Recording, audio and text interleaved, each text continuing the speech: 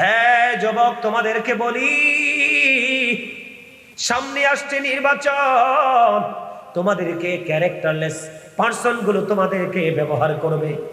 সাবধান হয়ে যেও, যদি গুলি খেয়ে তুমি মারা যাও, ও বন্ধু, অপোজিট পার্টি যদি তোমাকে হামলা করে, তোমার হাত যদি একটা চলে যায়, তোমাকে কেউ দেখবে না, কেউ দেখবে না। তোমরা আমার বাংলাদেশের জুলাই যোদ্ধাদের দিকে তাকিয়ে দেখো। বাংলাদেশে জুলাই মাসে যুদ্ধ করছে নি? কথা বলে না কেন? ছেলেদের হাত নাই, চোখ নাই, পা নাই রে। ও বন্ধু, তারা এত অবহেলার মধ্যে দিয়ে জীবন যায় রে, তারার ভবিষ্যৎ তো অনিশ্চিত হয়ে গেছে, ঠিক কিনা বলেন? কাঁদে শুধু মা, কাঁদে শুধু মা। গতকালকে একটা মেয়ে দেখি বলতেছে, লাইভে এসে বলতেছে, ওই মেয়ের মা নাকি বলতেছে, যদি জানতাম তোমাদের আন্দোলনের পরে এমন বাংলাদেশ পাবো, তাহলে আমি আল্লাহর কাছে দোয়া করতাম, আল্লাহ আমার মেয়ে যেন আমার ঘরে আর জিন্দা গেছে, জিন্দা যেন ফিরে না আসে।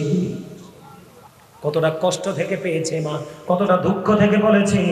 এই জন্য আমি আপনাদেরকে বলে দিতে চাই, যুবক তোমরা খেয়াল করো, বড় বড় নেতারা কোটি কোটি টাকার মালিক হয়, অগণিত বাড়ির মালিক হয়, মালয়েশিয়াতে বেগম পাড়া হয়, কানাডাতে বেগম পাড়া হয়, মালয়েশিয়াতে সেকেন্ড হোম হয়, বিভিন্ন দেশে কানাডা, আমেরিকা, লন্ডন, ইউরোপিয়ান ইউনিয়নের মধ্যে তাদের বন্ধু বড় বড় অবকাঠামো হয়।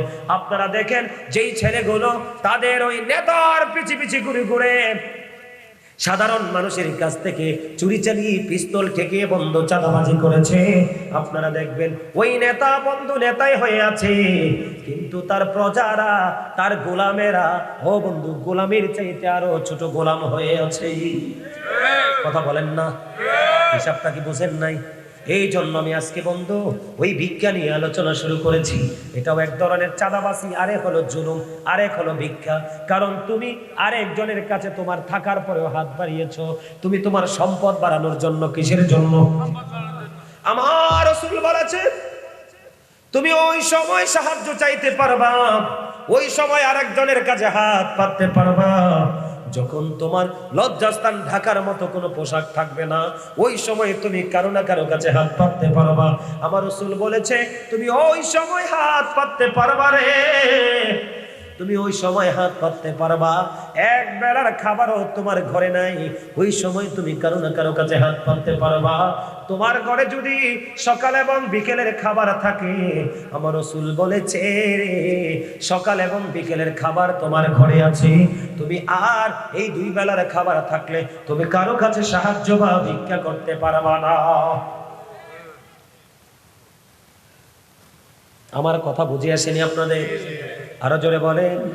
আমার রাসূল বলেছে, এমন সম্পদ আছে তার কাছে, খেয়াল করেন, এমন সম্পদ আছে তার কাছে যেই সম্পদ তাকে ভিক্ষা থেকে বিরত রাখতে পারে।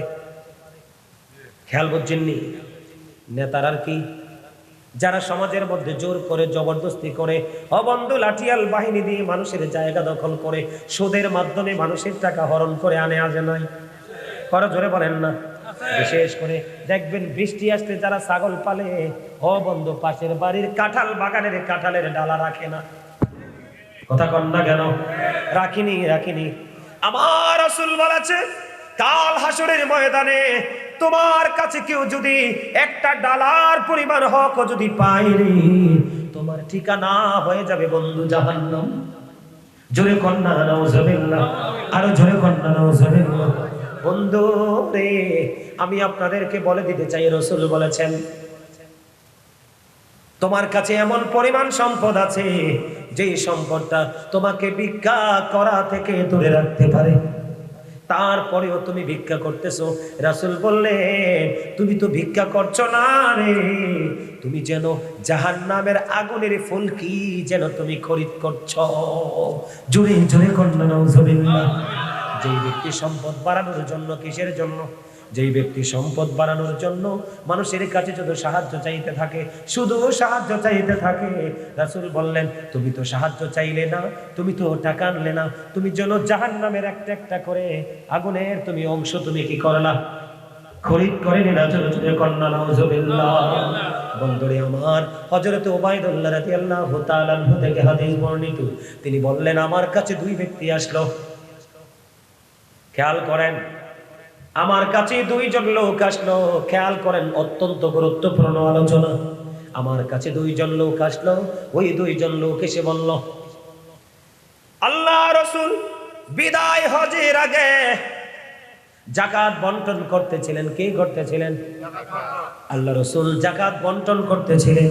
আল্লাহ রাসূল যখন যাকাত বন্টন করতেছিলেন, আমরা তখন রাসূলের কাছে গিয়ে সাহায্য চাইলাম। রাসূলের কাছে যখন সাহায্য চাইলাম, তখন রাসূল আমাদের চেহারার দিকে তাকালেন, তাকিয়ে বললেন, তোমরা যদি চাও আমি তোমাদেরকে দিব, কিন্তু যারা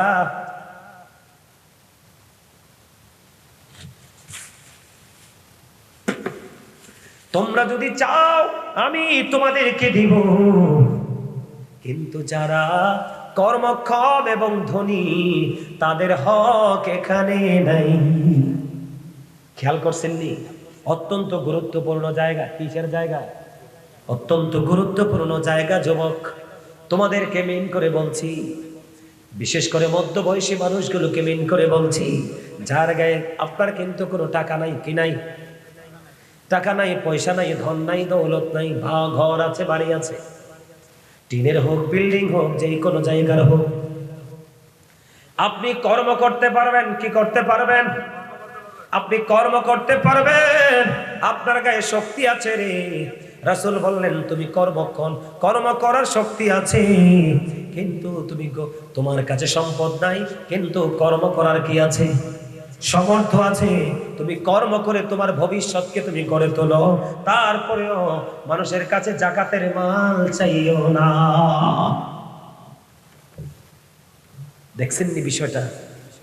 আমরা তো হুট করে যাই, কি করি, একজনের কাছ থেকে চইয়া নিয়ে আসে, ঠিক কিনা বলেন? আপনার কাছে 5 টাকা আছে, কয় টাকা?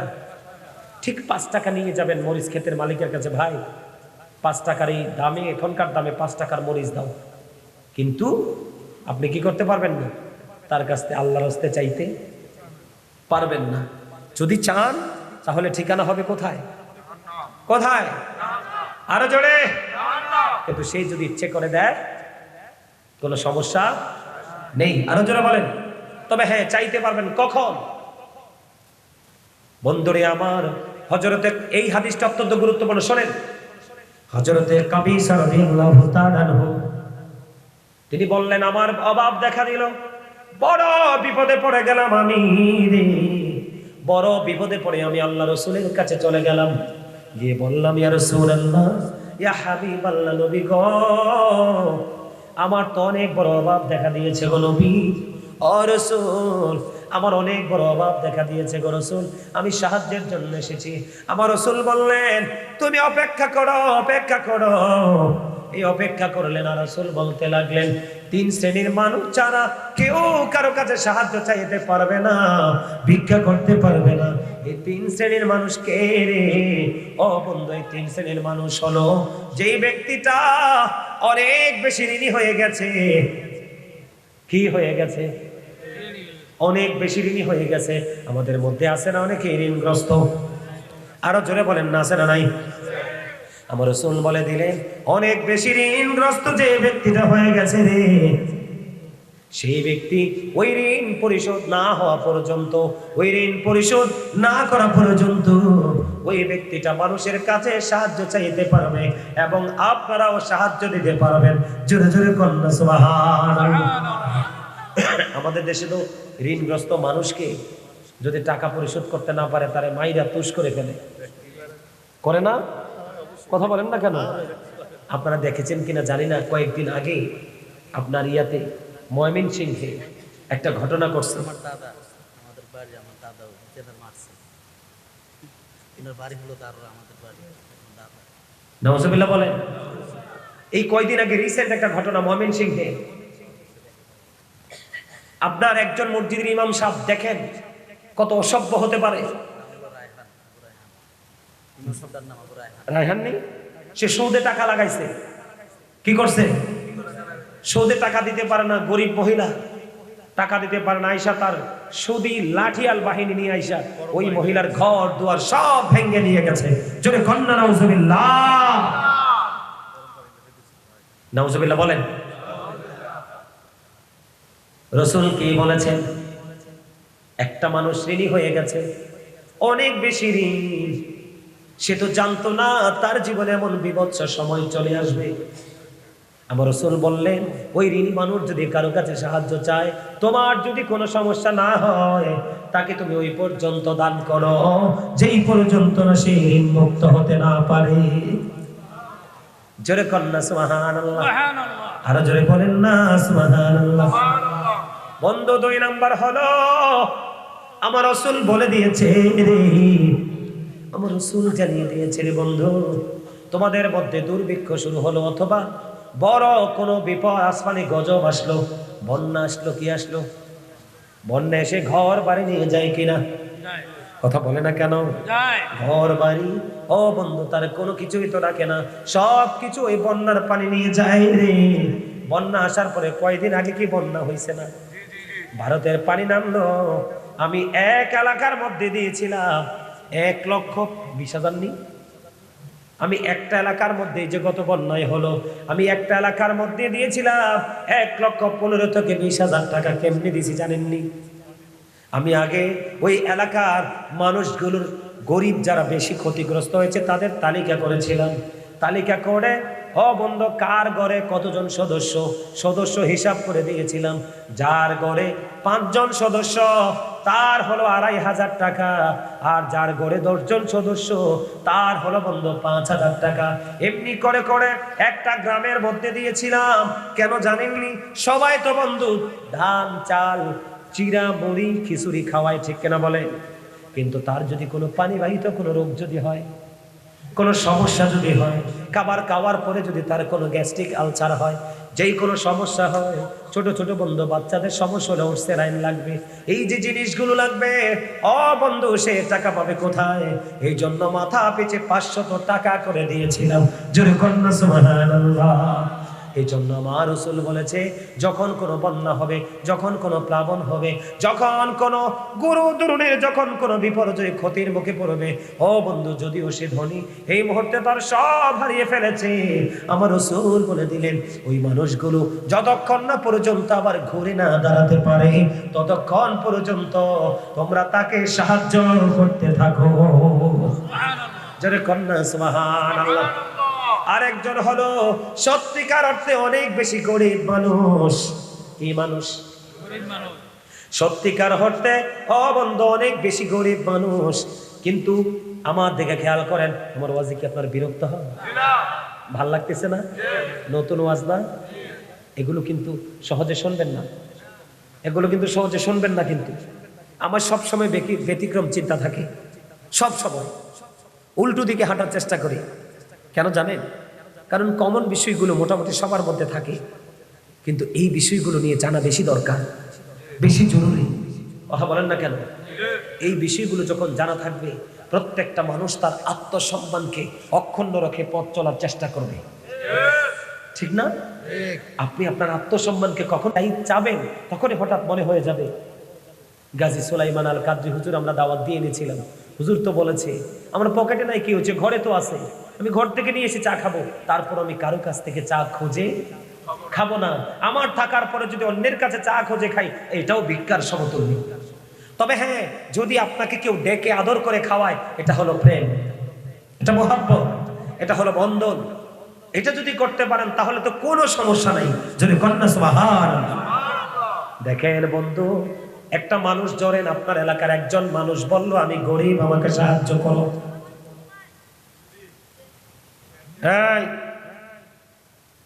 এই তুমি উঠাও, এখানে আসো, যেটা ঘুমায় ঘুমাক না, খাইতে যাক না, এনে বসো। এই তো মাশাআল্লাহ, লক্ষ্মী সোনামণি। খেয়াল করেন ইসলাম কত সুন্দর, আমার রাসূলের আদর্শ কত প্রেমময়। বন্ধু, উম্মতকে বাঁচানোর জন্য রাসূল কোনো কিছু বাদ দেয়নি, সব আমাদেরকে জানিয়েছে। জোরে কন্যা সুবহানাল্লাহ। আমার রাসূল বলেছেন, আপনার সমাজের একজন মানুষ গরিব, সে নিজেকে দাবি করছে সে গরিব, সে শুধু গরিব, নিজে গরিব দাবি করলে হবে না। আমার রাসূল জানিয়ে দিয়েছেন বন্ধু, তার এলাকার, তার পরিবারের, তার এলাকার, তার পরিবারের 3 জন লোক সাক্ষী দিতে হবে। কয়জন? তার ফ্যামিলির 3 জন মানুষ সাক্ষী দিতে হবে যে হ্যাঁ সে সত্যিকারের গরিব। রাসূল বলেছেন তোমরা যখন তার পরিবার থেকে 3 জন লোকের সাক্ষী পাবে এই লোকটা সত্যিকার অর্থে গরিব রে, রাসূল বলে দিলেন তখনই তোমরা তাকে সাহায্য করবে। জোরে জোরে কোন সুবহানাল্লাহ। আমার রাসূল বলেছেন দুনিয়ার ধনে যে ধনী তাকে ধনী বলা হয় না, যে আত্মার ধনে ধনী সে হলো শ্রেষ্ঠ ধনী। আল কিনা কিনান নাফস, প্রকৃত ধনী হলো আত্মার ধনী। এটা হলো কারা? যারা সাহায্য চায় তাদের জন্য এই ওয়াজ। কার জন্য? যারা সাহায্য চায় তাদের জন্য কি এই ওয়াজ, ঠিক কিনা বলেন? আরো জোরে। এবার আসেন, যারা সমাজের মধ্যে ধনী মানুষ আছেন, প্রভাবশালী মানুষ আছেন, পাওয়ারফুল পারসন আছেন, আপনাদের দায়িত্ব কি বন্ধু? আমি কি বলবো? আরো জোরে। আপনাদের দায়িত্ব হলো, আমার রাসূল বলে দিলেন তুমি যখন তরকারি রান্না করো, হাদিস শরীফের মধ্যে এসেছে তুমি যখন তরকারি রান্না করো, আপনি কিন্তু ধনী মানুষ। রাসূল জানিয়ে দিয়েছেন আপনি যে তরকারি রান্না করেন, রাসূল বললেন তুমি তরকারির মধ্যে ঝোল একটু বাড়িয়ে দিও, কারণ তোমার পাশের গরিবকে যেন তুমি একটু দিতে পারো। কারণ হলো বন্ধ, ধনী লোকের সম্পত্তির মধ্যে এটা আল্লাহর পক্ষ থেকে গরিবরা অটোই ভাগের মালিক হয়ে যায়। আপনারা যে যাকাত দেন, আপনারা যে ফিতরা দেন, আপনারা যে ফিতরা দেন, আপনারা যে যাকাত দেন বন্ধু, আপনি মনে করবেন না আপনি আপনার টাকা দিচ্ছেন। এটা ইসলাম বলে, কোরআন হাদিস বলে আপনি গরিবের হক আপনি গরিবকে ফিরিয়ে দিচ্ছেন। সুবহানাল্লাহ বলেন না কেন? আরো জোরে। তাহলে আমাদের কি করা উচিত? সামাজিক বন্ধনে আবদ্ধ হতে হলে গরিব দুঃখীকে সাহায্য করার দরকার আছে না নাই? কারো যদি বস্ত্র না থাকে আপনি তাকে বস্ত্র দিয়ে দিবেন, কারো খাবার না থাকে আপনি তার খাবার দিয়ে দিবেন, কারো যদি ঘর না থাকে আপনি তাকে ঘর বানিয়ে দিবেন। আপনি নিজ থেকে দায়িত্বগুলো পালন করবেন, তখন দেখবেন আপনার কাছে কেউ আর সমাজের ভিক্ষা করতে আসবে না। আমাদের দেশের ধনী মানুষগুলো যদি প্রত্যেকটা মহল্লায় মহল্লায় সুন্দর করে সিস্টেম করে যদি গরিব মানুষগুলোকে সাহায্য করত, তাহলে আমাদের গ্রামে আমাদের বাংলাদেশে আর কোনো গরিব থাকতো? কথা বলেন ঠিক না ঠিক? তার মানে কোনোভাবে ভিক্ষা করা যাবে না। যাবে? কখন যাবে? যখন অনেক বেশি ঋণী হয়ে যাবে, যখন প্লাবনে ভেসে যাবে সব, যখন আপনি গরিব আপনার আপন মানুষ 3 জন সাক্ষী দিবে, যখন আপনার ঘরে 2 বেলার খাবার থাকবে, তখন আপনি কারো কাছে সাহায্য চাইতে পারবেন না। যতক্ষণ পর্যন্ত আপনার পরনে বস্ত্র আছে, যেই বস্ত্র দিয়ে আপনি লজ্জাস্থান ঢাকতে পারবেন, তখনও আপনি কারো কাছে চাইতে পারবেন না। কথা কি বুঝতে পেরেছেন আপনারা? সম্মানিত উপস্থিতি, আমার দিকে তাকান। এই পাশের লোকটা গরিব, এই পাশের লোকটা ধনী। এখন ধনী লোকটা ঘর বানাবে। কি বানাবে? ঘর বানাবে। রাসূল বলেছেন তুমি তোমার ঘর বানানোর আগে তোমার পাশের গরিব মানুষের সাথে একটু পরামর্শ করো। কেন? আমি ঘর বানাবো, গরিবের সাথে পরামর্শ কেন করতে হবে? তার কারণ হলো, তুমি যদি বড় তুমি 5 তলা 10 তলা বাড়ি বানাবে, তোমার এই বাড়ি বানানোর কারণে তোমার শান্তিটা যেমন চিরস্থায়ী হবে, যদি তোমার পাশের মানুষের অশান্তি শুরু হয় সেটাও কিন্তু চিরস্থায়ী হবে। এই জন্য রাসূল বলেছেন তুমি বড় বাড়ি বানানোর আগে তুমি তোমার পাশের গরিবের সাথে পরামর্শ করো, যেন তোমার অসুবিধা না হয় তারও অসুবিধা না। এখন আমাদের আসেনি চিন্তা, আমরা তো উষ্টা মেরে তাদেরকে দূরে সরে যেতে চেষ্টা করি, ঠিক কিনা বলেন? আরো জোরে। আমার রাসূল বলেছেন, মা আয়েশা সিদ্দিকা রাদিয়াল্লাহু তাআলা আনহা প্রশ্ন করলেন, রাসূলকে আমি দান করব, সহযোগিতা করব, কাকে আগে দান করব? রাসূল বলেছেন তোমার যে সবচেয়ে বেশি কাছে তোমার থেকে তাকে তুমি আগে দাও। আর এখন আমরা দেখেন কত দূরে চলে গেছি। এখন কিন্তু আমরা আপন কাছের মানুষকে না দিয়ে শ্বশুর বাড়ি, খালার বাড়ি, বাবার বাড়ি আমরা স্বজন প্রীতি করি, ঠিক কিনা বলেন? এটা ইসলামের আইন। আপনি দিবেন আপনার আপন মানুষ, কাছের মানুষগুলোকে দিয়ে, প্রতিবেশীকে দিয়ে, তারপরে আপনি আউটসাইড এটাকে হস্তান্তর করে দিবেন। জোরে বলেন সুবহানাল্লাহ। আরো জোরে বলেন সুবহানাল্লাহ। সম্মানিত উপস্থিতি, আমরা আজকে থেকে কি করব না, কোন সবজি বাগানের মালিকের কাছে গিয়ে ভিক্ষুকের মতো সবজি ভিক্ষা নিব না। নিব? কথা বলেন নিব? এমনি করে করে প্রত্যেকটা সেক্টরে আমরা সচেতন হব। কেন? রাসূল বলেছেন কেউ যদি নিজেকে অন্যের কাছ থেকে চাওয়া থেকে পাওয়া থেকে নিজেকে দূরে রাখতে পারে, আমি নবী তার জান্নাতের জামিন হয়ে গেলাম। হযরত সাওবান রাদিয়াল্লাহু তাআলা বললেন, আমি এই কথা শোনার পরে আমি আর কোনোদিন রাসূলের কাছে কোনো কিছু চাই, আমি আর কারো কাছে চাইনি, কারণ জান্নাত বড় প্রেমময় জায়গা। জোরে করুন সুবহানাল্লাহ। আর এবার আপনি মনে করলেন যে আমি হুজুর আপনার ওয়াজ মানি না, আপনার কথা আমি শুনবো না, আমি আমার গায়ের জোরে চলবো। আপনার জন্য ওয়াজ, যারা শুনবেন তাদের জন্য এক রকমের, তাদেরটা বলবো না। যারা ঘাটতেরা, আমি এখন কিন্তু ঘাটতেরা মানুষে বেশি কথা কয় না, ঘাটতেরা বুঝেন না, মানে কথা বললে এটাকে কি করে দেয়, ডিনাই করে দেয়, গ্রহণ করে না, এটাকে বাংলা কথাটাকে পাত্তাই দেয় না। এই সমস্ত মানুষগুলোর জন্য ওয়াজ একটু পরে আলোচনা শেষ করে দিব। ওই সমস্ত মানুষগুলো কারা? তারা জাহান্নামী। হ্যাঁ, বেদিন রে ফেতরা জাকাত দিতে পারবেন, কোনো সমস্যা নাই। এদের কি দেওয়ার দরকার কি? ঘরে আইলে দিতে পারবেন, তবে এদের কাছ থেকে কেউ সওয়াবের আশা করার কোনো সুযোগ নাই। হ্যাঁ, দিতে পারবেন, আপনি কুরবানির গোশত এদেরকে দিতে পারবেন, এরা যদি খায়। আপনি ফেতরা জাকাতের জন্য যদি আই, আপনি দিতে পারবেন, কোনো সমস্যা নাই। ইসলাম বলেছে দেওয়ার জন্য, দিতে পারবেন, কোনো সমস্যা নাই। আমার কথা বুঝতে পারছেন আপনারা? আমি আবার বলি, যারা আপনারা মনে করেন আমার ওয়াজ কিন্তু শেষ, ছোট্ট একটা টপিক দিব আপনাদেরকে, যেটা সবচেয়ে বেশি দরকার। আমি একটা আয়াত নিয়েছিলাম, ইয়া আইয়ুহাল্লাযীনা আমানু কু আনফুসাকুম ওয়া আহলিকুম নার। আল্লাহ বলেছেন, O believer, save yourself and your families from the fire. Allah ঈমানদারকে ডেকে বলেছেন, তুমি জাহান্নাম থেকে বাঁচো, তোমার পরিবারকেও জাহান্নাম থেকে বাঁচাও। ওমা সুবহানাল্লাহ দি কয় না। মাহফিলটা কততম? 14তম। 13টা মাহফিল চলে গেছে, এক যুগের উপরে চলে গেছে মাহফিল। আপনারা ভালো ক্লাস করতে পারেন নাই, আবার রাগ হন আর খুশি হন। ভালো ক্লাস করতে পারেন নাই আপনারা, এটা আপনাদের জন্য অত্যন্ত দুর্ভাগ্য। এক যুগের উপরে পার করে দিয়েছেন সময়। কি শিখতে পেরেছেন? কখন সুবহানাল্লাহ বলতে হয়, কখন আলহামদুলিল্লাহ বলতে হয়, কখন আল্লাহু আকবার বলতে হয়। এই ট্রেনিংটুকু আপনাদের নাই, আফসোস। আমরা মুসলমান, আবার বলছি আমরা মুসলমান, আমরা ঈমানদার। আমাদের অতীত যেমন আছে, ভবিষ্যৎও আছে। কি নিয়ে যাব আমরা? এবার আসেন ওয়াজ। আপনি যখন কবরে যাবেন, আল্লাহ বলেছেন, রাসূল জানিয়ে দিয়েছেন, আল কবরু রাউজাতুম মিন রিয়াদিল জান্নাতি আও হুফরাতুম মিন হুফারিন নার।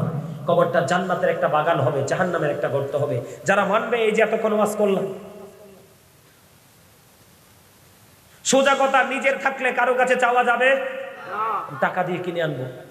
আর যদি টাকা দিতে না পারি, ভাই তোমার জমির আমি একদিন কাজ করব, এই কাজের বিনিময়ে তুমি আমাকে পারিশ্রমিক দিবে, আর এখান থেকে মাইনাস করে যত টাকা সবজি, 1 কেজি সবজি 20 টাকা, এখান থেকে তুমি 20 টাকা রেখে দিবে। তাহলেই আপনি ইমানদার, তাহলে আপনি ত্যাগী, তাহলে আপনি সংগ্রামী, তাহলে আপনি আল্লাহ রাসূলের সাচ্চা বান্দা এবং রাসূলের সাচ্চা উম্মত। আর যারা মানবেন না, তাদের জন্য কবর হবে জাহান্নাম। নাউজুবিল্লাহ বলেন। কবর কি হবে? জাহান্নাম। আরো জোরে জাহান্নাম। এখন অনেকের মধ্যে প্রশ্ন থাকতে পারে, বলে হুজুর হাওলাত, হাওলাত তো এটা আরো মজার জিনিস, বেশি সওয়াবের কাজ। হাওলাত নিবেন, তবে হাওলাত নিয়া দিতাম না এমন চিন্তা করে নিয়েন না, কারণ আমি কত মানুষের কাছে টিয়া পাই, ফোন দিলে ফোন ধরে না। নাউজুবিল্লাহ কর না। কত মানুষের কাছে এখন কত দরকার আমার টাকা, ফোন দিলে ফোন ধরে না। আরে বাপরে, আমার একজন বড় একজন পুলিশ অফিসার আছে ঢাকাতে, ঢাকা আপনার ইয়াতে হেড অফিসে, নাম বলবো না, পাগল ভক্ত, খুব মহব্বত করে আমারে। আমার একদিন কথা বলতে বলতে বলতেছে, হুজুর আপনাকে একটা উপদেশ দেই, আপনাদেরকে তো উপদেশ দেওয়া উচিত না। আমি বলে, উপদেশ দেন। হুজুর, জীবনে যদি কাউকে টাকা হাওলাত দেন, পাশে সাথে সাথে তাকে 200 টাকা বেশি দিবেন। আমি বললাম, এটা আবার কি কথা? হুজুর, আপনার থেকে টাকা নেওয়ার আগে কিন্তু সে নরম, আপনার থেকে টাকাটা তার পকেটে যাওয়ার পরে সে হবে গরম। আপনি যে তাকে টাকাটা হাওলাত দিয়েছেন, আপনি খুঁজলে যে আপনাকে পিটাবে, এই পিটানোর জন্য অতিরিক্ত 200 টাকা দিলেন বাস কেনার জন্য। আপনারা হাসবেন না, কথাটা অত্যন্ত সিরিয়াস। আপনারা খেয়াল করে দেখেন, আপনি টাকা দেওয়ার পরে আপনি তার পায়ে পায়ে হাঁটতে হয়, এই বেয়াদব আপনাকে টাকা দিবে না, থাকার পরেও দেয় না। অনেকে আছে পারে না সেজন্য দেয় না, কিন্তু কিছু বেয়াদব আছে ঘাটতেরামি করে দেয় না। কথা বলেন না কেন? আবার কি করে জানেননি? আপনারা বুঝেন, জানেন কিনা জানেন, আমি দেখছি তো। আবার কি করে জানেননি?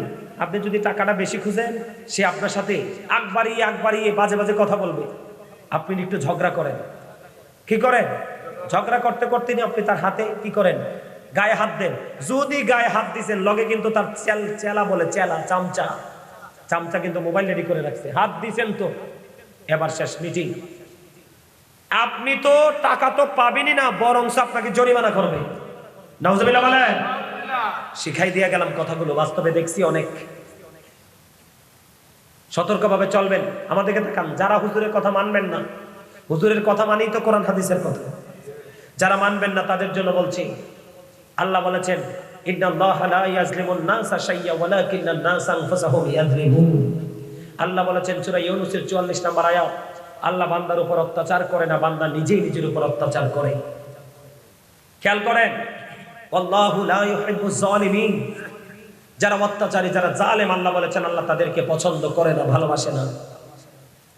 আল্লাহ বলেছেন ওমালি জালিমিনা মিন আনসার।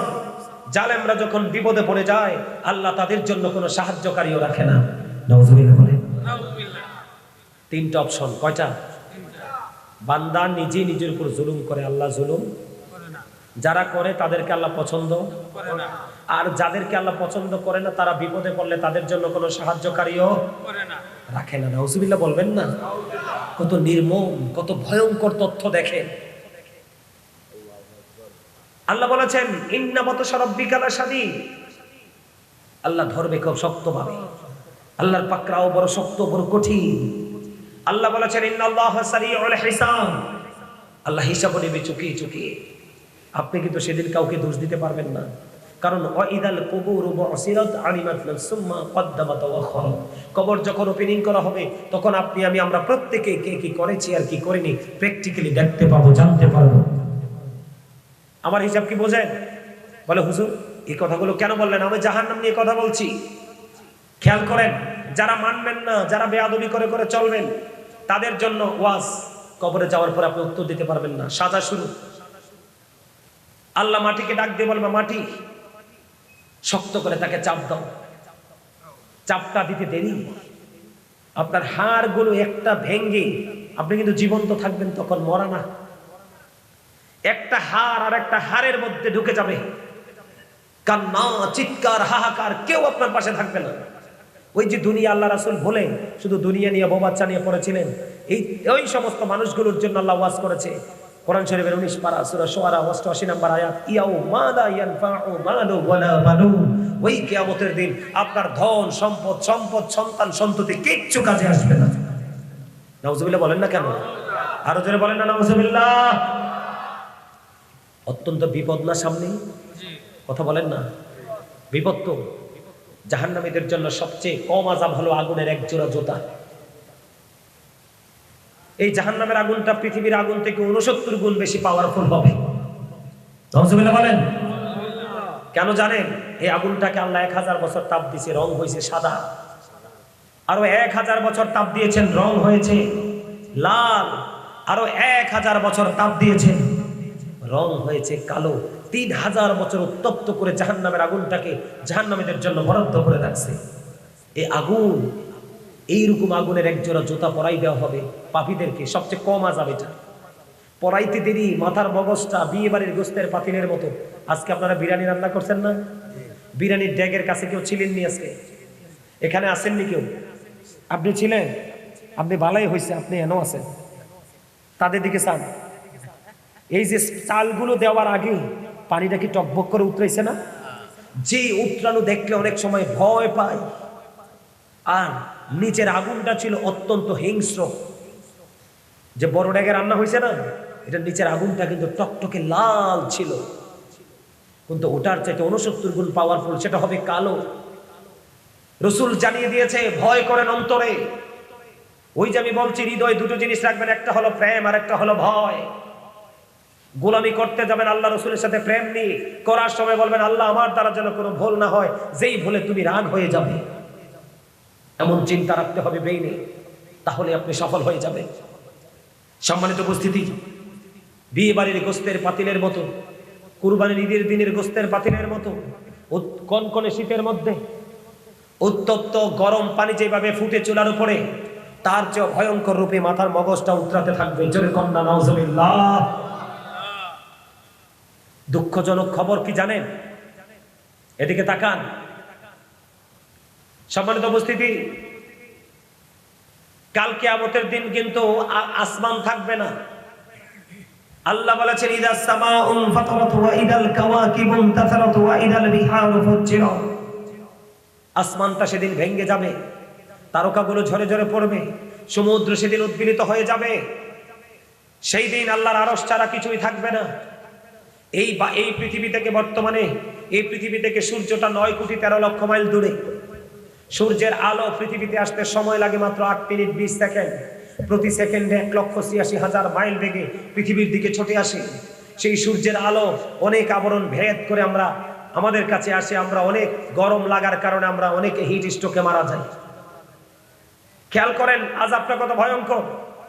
এখন 9,13,00,000 মাইল দূরে সূর্যের আলো, আর হাসরের মাঠে আসমান তো থাকবে না, সূর্যের আলোটা সরাসরি 100 হাত উপরে থাকবে, মাথার উপরে থাকবে, ঘেমে যাবে, মগজটা টকবক করে উতরাইতে থাকবে, দুর্গন্ধময় হয়ে যাবে। জোরে জোরে কন নাউজুবিল্লাহ। আর যে যুবকরা আজকে এখান থেকে সিদ্ধান্ত নেবে, সে ডিসাইড করবে যে আগামী দিন থেকে আমি অন্য যুবকদের মতো শৃঙ্খলভাবে চলবো না, আমি আলেমের সাথে প্রেম করবি, তাদের থেকে সত্য জেনে সত্য মতে চলবো।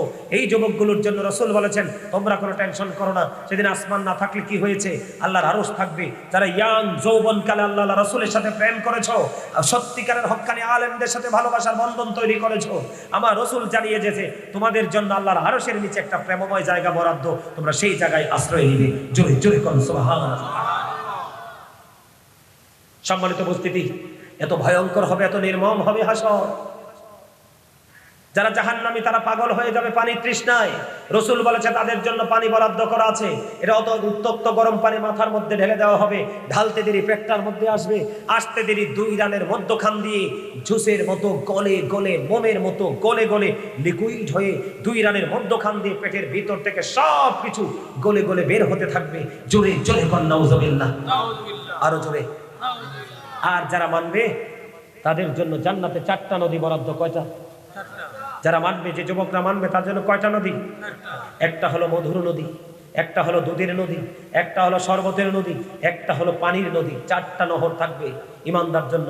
এখন মুরব্বীরা মনে মনে কইব হুজুরে তো যুবকদের নিয়ে ওয়াজ করে, আমরা মুরব্বীরা কি দোষ করছি? হ্যাঁ কইব না, মুখ দিয়ে না কইলেও মনে মনে দুঃখ থাকিয়া যাইব। এখন আমি মুরব্বী দাদু ভাই যারা আছেন তাদেরকে বলে দিতে চাই, আপনি মরবেন কিন্তু 100 বছরে, 120 বছরে, 80-90 বছরে। রাসূল বলছে তুমি না দুনিয়ার থেকে মরছো 90-100 বছরে, কিন্তু তুমি তো আল্লাহর প্রিয় হয়ে কবরে আসছো। তোমারে জান্নাতে ঢুকানোর সময় 30 থেকে 33 বছরের জুয়ান বানাইয়া ঢুকানো হবে।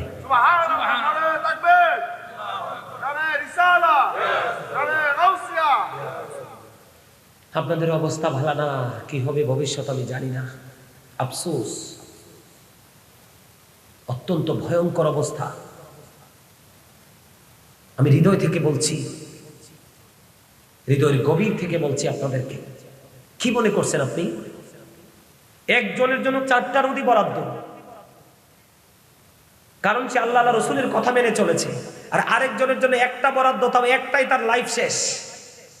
নাউজুবিল্লাহ, আরো জোরে।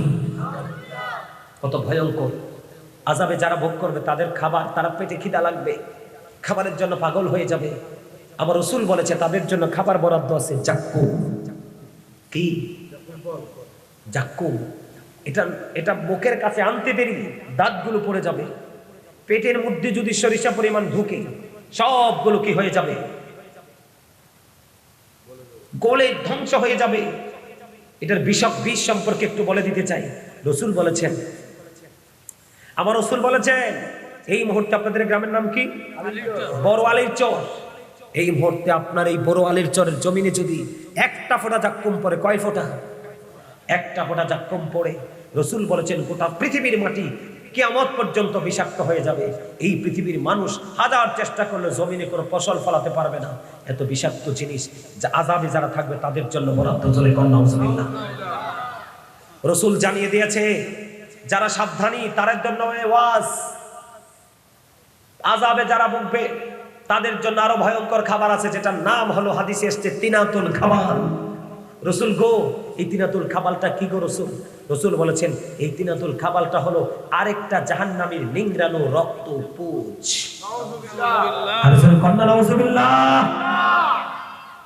খেতে দেওয়া হবে সবচেয়ে বড় নির্মম, সবচেয়ে বড় নিষ্ঠুর, সবচেয়ে বড় ভয়ঙ্কর, সবচেয়ে বড় বিভৎসতা হলো কি জানেন? পাপীদের জন্য।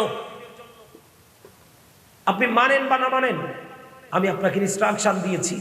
আপনি কাল হাসরের ময়দানে বলতে পারবেন না আল্লাহ আমি জানিনি, শুনিনি, বুঝিনি। সবচেয়ে বড় ভয়ঙ্কর খবর হলো আল্লাহ বলেছেন লা ইয়ামুতু, people will not die that day. সেদিন মানুষ এত বিপদে থাকবে কিন্তু মরতে পারবে না। আল্লাহ বলেছেন ফিহা ওয়ালা ইয়াহইয়া, people will not be able to live that day. Allah বলেছেন সেদিন মানুষগুলো আযাবে যারা থাকবে তারা বাঁচতেও পারবে না। আল্লাহ বলেছেন ওমা হুমান হাবি গায়িবিন, people will not be able to escape that day. সেদিন মানুষগুলো সেখান থেকে আর পালাতেও পারবে না। যাবেন কোথায় বলেন তো? সম্পদও কাজে লাগবে না, সন্তানও কাজে লাগবে না, দৌড়ও দিতে পারবেন না, দোষও দিতে পারবেন না, বিপদে কাউকে সাহায্যকারী হিসাবেও পাবেন না, বাঁচতেও পারবেন না, মরতেও পারবেন না, পালাতেও পারবেন না। কত ভয়ঙ্কর, কত বিপদ। হুজুর বাঁচতে চাই, সারা জীবন অপরাধ করেছি, কালকে থেকে আমি মানুষ হতে চাই, সত্যিকারের মানুষ হতে চাই। যেমন সুন্দর মানুষ আল্লাহ বানিয়েছে আমি তেমন সুন্দর হতে চাই। হুজুর আমাকে আপনি সাজেস্ট করে যান, পরামর্শ দিয়ে যান আমি কি করব। এক হলো তোমার জীবনে প্রথমত হক্কানি কোনো আলেম, কোয়ালিটিফুল আলেম হতে হবে, কিন্তু চেহারা দেখা, দাড়ি দেখা, টুপি দেখা, পোশাক দেখা পাগল হলে চলবে না। তার মধ্যে সত্যিকারের এলেম থাকতে হবে, সঠিক এলেম। আর এই আলেম খুঁজে পাবেন আহলুস সুন্নাত ওয়াল জামাতের অন্তর্ভুক্ত। জোরে কোন সুবহানাল্লাহ। প্রথমত আপনি আলেমের সাথে প্রেম করবেন, প্রেম করে আপনি